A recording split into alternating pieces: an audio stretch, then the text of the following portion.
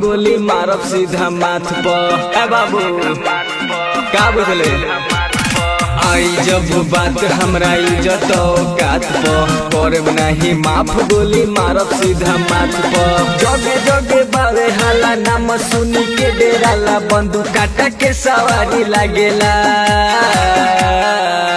हथ करी अब हाथ में न भारी लागेला, रंगदार हई जेल ससुरारी लागेला। हथ करी अब हाथ में न भारी लागेला, रंगदार हई जेल ससुरारी लागेला।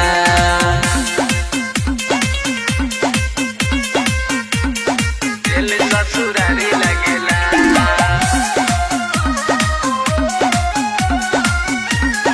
जेल ससुरारी लागेला।